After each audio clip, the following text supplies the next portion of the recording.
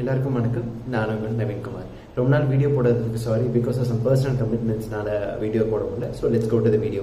So இந்த video எதை பற்றி பார்த்தீங்கன்னா, நமக்கு சின்ன வயசுலேருந்து இதை பற்றி நமக்கு ஒரு பெரிய பெரிய ஆசைகள் எல்லாருக்குமே இருந்திருக்கும். இப்போ நம்ம பழைய ஸ்லாம் புக்கெலாம் எடுத்து பாருங்களேன். நம்ம எல்லா ஸ்லாம் புக்கிலும் ஃப்ரெண்ட்ஸில் அந்த சிரிப்பாக இருக்கும். நம்ம என்ன எழுதியிருப்பாங்க, நம்ம ஃப்ரெண்ட்ஸ்லாம் என்ன சொல்லுவாங்க, நான் வந்து ஆஸ்ட்ரோட் ஆகணும், நான் வந்து பைலட் ஆகணும், நான் வந்து ஒரு பொலிட்டீஷியன் ஆகணும், நான் ஒரு டாக்டர் ஆகணும், இன்ஜினியர் ஆகணும், பெரிய பெரிய கனவு வந்துருக்கும். ஆனால் காலப்போக்கில் அந்த கனவு தன்னால் மறைஞ்சிரும்.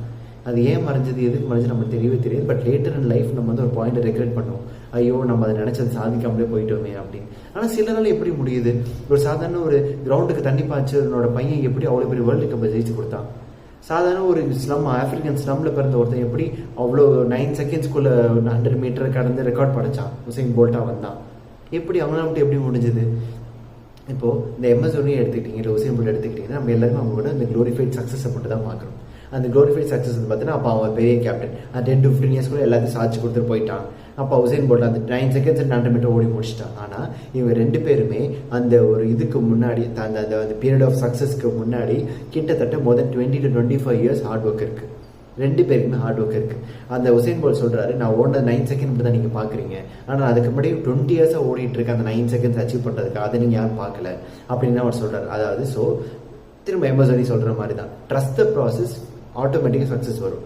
நீங்கள் வந்து இந்த ரிசல்ட்ஸ் எதிர்பார்த்துட்டு இருந்தீங்கன்னா உங்களால் அந்த ப்ராசஸ் ஒழுங்காக பண்ணவே முடியாது. நீங்கள் ப்ராசஸில் கான்சன்ட்ரேட் பண்ணீங்க, கண்டிப்பாக ரிசல்ட்ஸ் வரும். ஸோ லைஃப்பில் எல்லாராலையுமே கண்டிப்பாக ஜெயிக்க முடியும். எல்லாருமே என்ன சொல்கிறதுனா, லைஃப்பில் யாராலும் ஜெயிக்க முடியும், என்னன்னாலும் பண்ண, என்ன நினச்ச மனசில் பண்ண முடியும்னு சொல்கிறாங்க.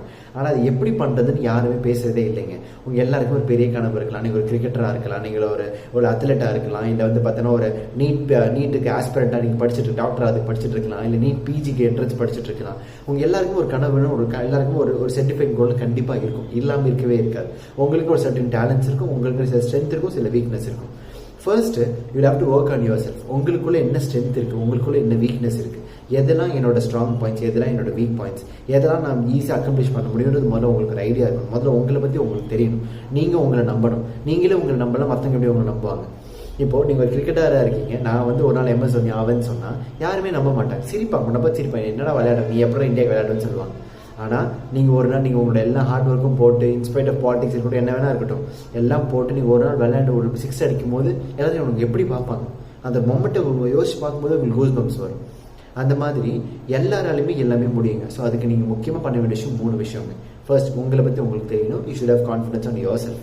அடுத்து, அதே மாதிரி அசாத்தியமான வாய்ப்பே இல்லாத கனவுகளும் வச்சுக்கக்கூடாது. எல்லாமே முடியும் தான், இல்லைன்னு சொல்ல. அதுக்காக நான் இங்கேருந்து உலகம் ஃபுல்லாக ஓடி வருவேன்னு சொன்னால் முடியாது. ஸோ அக்கம்ப்ளிஷபிள் கோல்ஸ் இருக்கணும். அந்த கோல்ஸ் வந்து பார்த்தீங்கன்னா கண்டிப்பாக உங்களால் அக்கம்ப்ளிஷ் பண்ணக்கூடிய ஸ்டேஜில் இருக்கணும்.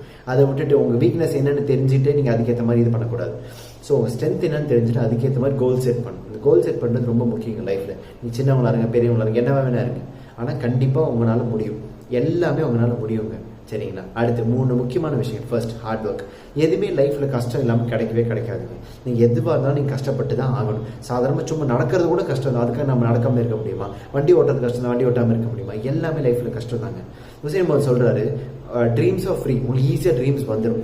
ஆனால் அந்த ட்ரீம்ஸ் அக்ம்ப்ளிஷ் பண்ணுறதுக்கு what is cost you give to achieve the dream அப்படின்றப்போ அவர் சொல்கிறாரு, உங்களோட ஹார்ட் ஒர்க், உங்களோட பெயின், உங்களோட டியர்ஸ், ஒரு பெயின் இல்லாமல், ஒரு பெயின் வெண்ட் அவுட் பண்ணாமல், நீங்கள் ஒரு ஹார்ட் ஒர்க் பண்ணாமல் எப்படி உங்களுக்கு சக்ஸஸ் கிடைக்கும்? First, hard work. அடுத்து, கன்சிஸ்டன்சி. ஹார்ட் ஒர்க் போடுறது ஒரு பக்கம் இருக்கட்டும், ஆனால் கன்சிஸ்டன்சி ரொம்ப முக்கியம். இப்போது நீங்கள் 90 kg 80 kg respect of what weight நீங்கள் வெயிட் லாஸ் பண்ண போகிறேன், இந்த 1 மந்த்க்குள்ள பண்ண போகிற டிசைட் பண்ணுறீங்க. அப்போது அந்த 1 மந்த் நீங்கள் கண்ட்ரோல்டாக டயட் கண்ட்ரோல், ப்ராப்பராக எக்ஸசைஸ், ப்ராப்பராக எல்லாமே ஒர்க் அவுட்ஸ் எல்லாமே பண்ணால் மட்டும் அந்த கோல் அக்கம்ப்ளிஷ் பண்ண முடியும்.